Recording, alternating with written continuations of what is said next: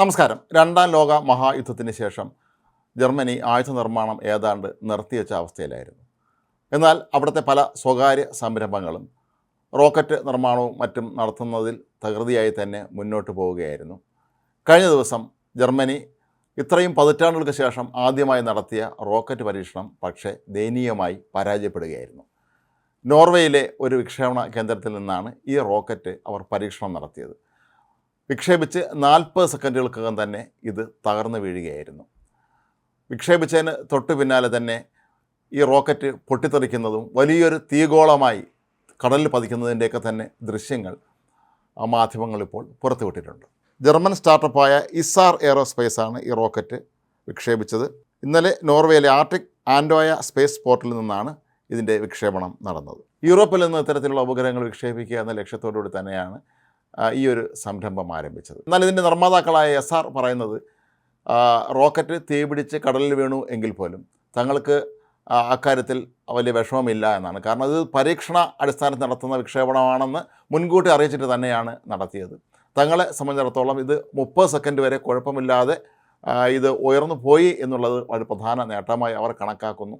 മാത്രമല്ല തങ്ങളുടെ പ്രധാന ലക്ഷ്യം ഡാറ്റ പരമാവധി ശേഖരിക്കുക എന്നുള്ളതായിരുന്നു എന്നും റോക്കറ്റ് തകർന്നു വീണുവെങ്കിൽ പോലും അതിൽ നിന്ന് തങ്ങൾക്ക് വിലയേറിയ പല ഡാറ്റയും ലഭിച്ചു എന്നുമാണ് ഇപ്പോൾ ഈ കമ്പനി അവകാശപ്പെടുന്നത്.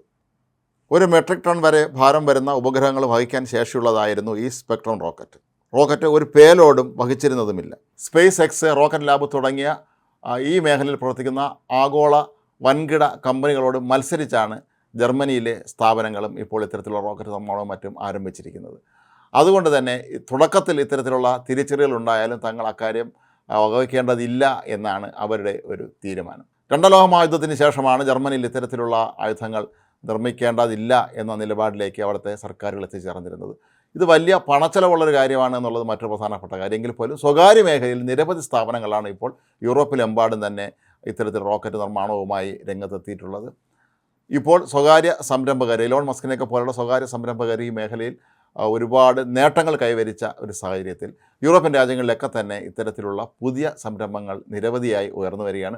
ബ്രിട്ടനിലെ നിരവധി ഇത്തരം സ്പേസ് സംരംഭങ്ങൾ ഇപ്പോൾ ആരംഭിച്ചിട്ടുണ്ട്.